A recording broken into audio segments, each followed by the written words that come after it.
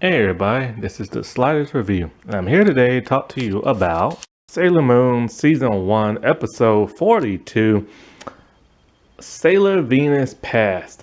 Minako's tragic, is it past or love story? It's one of those two. This is my all-time favorite Sailor Moon episode. And what's iconic about this, or ironic I should say, is that it only became my favorite a few years back, even though I watched Sailor Moon back in the 90s, only because this episode was never a part of the original 90s English American dub for the Deke version. They left this episode completely out. So I didn't watch this until it was on Hulu when they did the Viz dub and stuff. Now, one reason why that they left this out is because they said that episodes they left out were either they had to edit very heavily, or it was a filler episode. So since it didn't have nothing to do with the plot, they just left it out. And they did that for about 3, 4, maybe 5 episodes at the most, and this was one of them. This episode is a filler. The reason why it's my favorite is because it's a Sailor Venus episode. And I love Sailor Venus. She's my favorite. Or at least she kind of was until they made her into like Usagi 2.0 in season 2 and beyond. That really pissed me off big time because, you know, Sailor Venus should be her own person. She had her own personality in season 1. Then in season 2, they just made her a clone of like Sailor Moon and everything. That really bothered me with the whole like how much she just wants to fall in love, how she's late for school, how she's so annoying and everything. It's just like that got on my nerves. They took like a good character and made her into that. But this is a very interesting story because not only do we get to have a centric focus on her, but we get to find out when she was Sailor V and everything, and some people she knew in the past.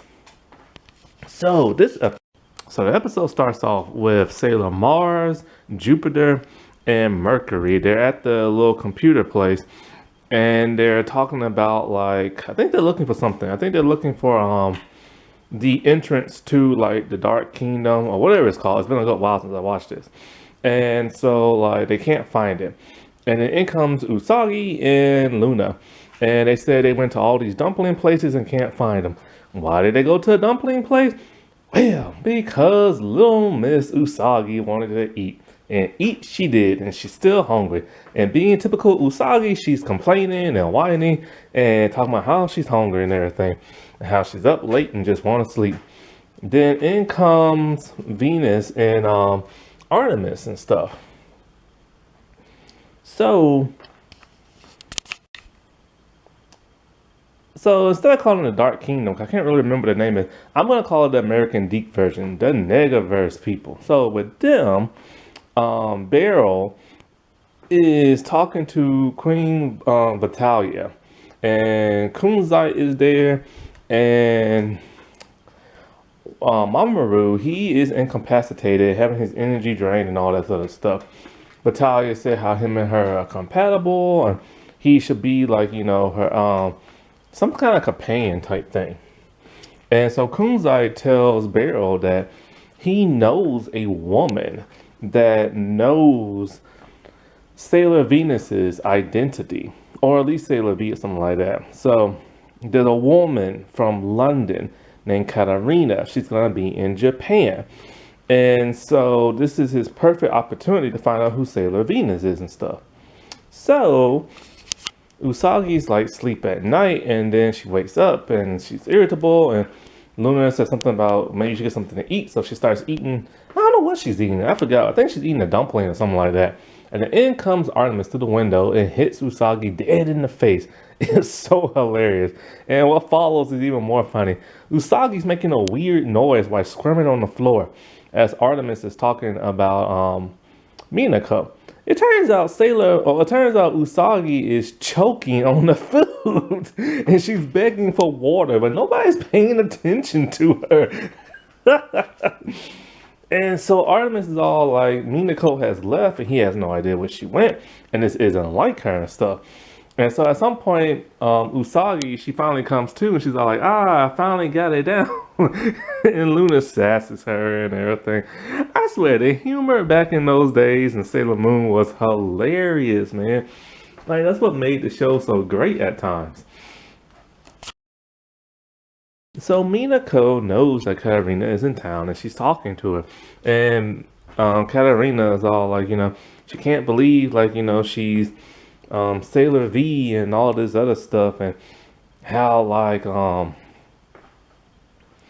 she's like, she never knew that when she was in, like, London.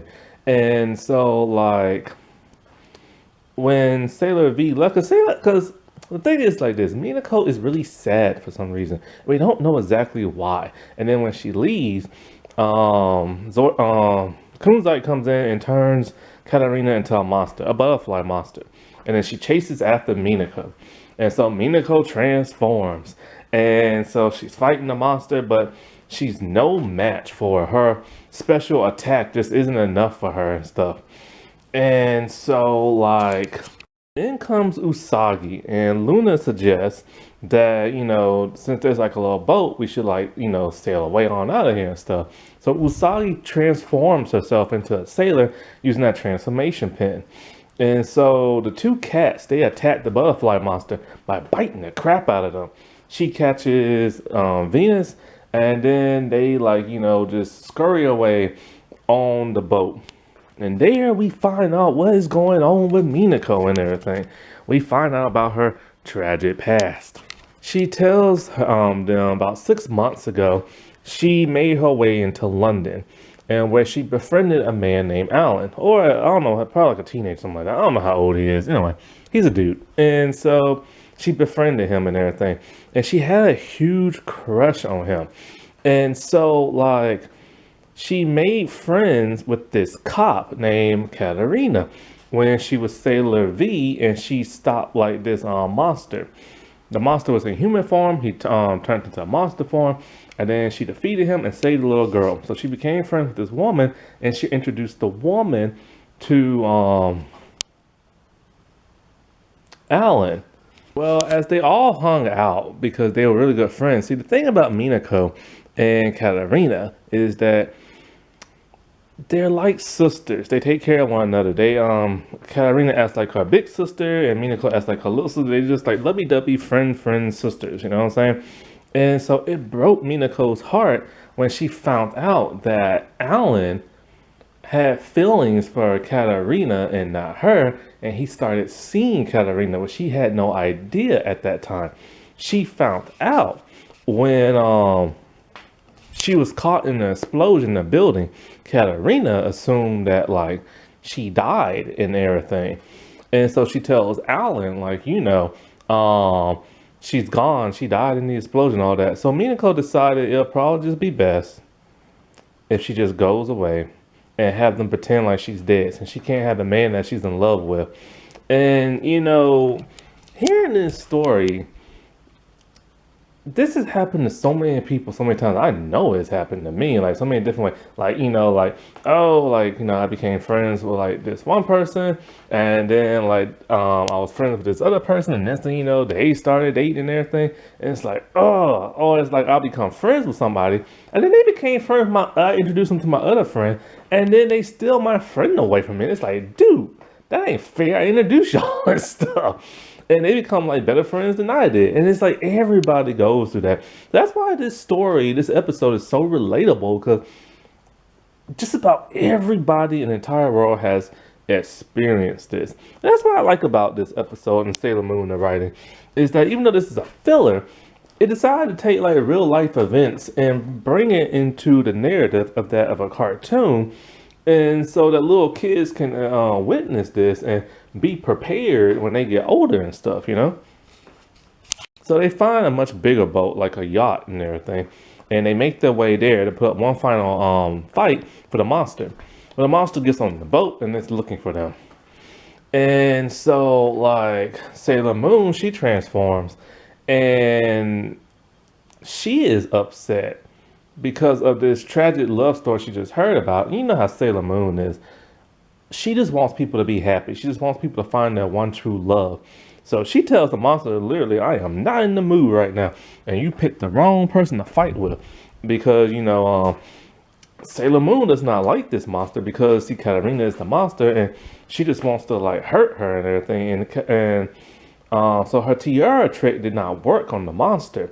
And so Minako tells her, you must save like Katarina. She's like, why? She broke your heart. She stole your man. And, Minako or Venus tells Sailor Moon straight up that she didn't steal nobody. He chose her and he didn't choose Minako. So it's kind of like it hurts, but it's his decision. So Sailor Moon agrees. He uses her wand to heal her and everything. And Katarina is now saved. When she sees Minako, she is thrilled to see that she is alive and well and is Sailor Venus and everything. And then the closing scenes, we get all of the girls and they're hanging out and Minako's still just sad. And she has the picture in her hand of her and Alan. And the other girls are kind of like, maybe we should talk to her. And Usagi's all like, no, we have to give her time. And when she's ready, she'll come to us and stuff.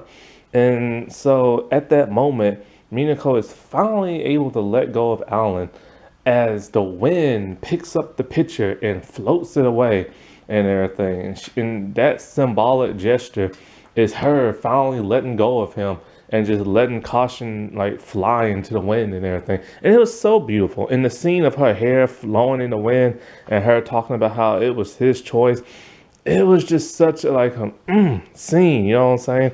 And it was just so beautifully drawn, and the way they use like the lighting and the filters and stuff. That's why I love Sailor Moon, the anime, so much and stuff. It's such a good, touching cartoon series and stuff. And that's why this is one of my favorite episodes. I mean, thank God, man. Like, it had to be about Venus and stuff because it's kind of like with Mako's story, it's just her wanting to like date some dude who's like dating somebody else and stuff. And Ami just wants to like, study, and Ray just wants to be grumpy all the time and stuff. But thank God for Sailor Venus. That's why she is the guardian of love and everything, and it's just like like I said before, it was just a good episode. And it really gets you because who hasn't gone through that, Alrighty, well, I'll talk to y'all later. Bye.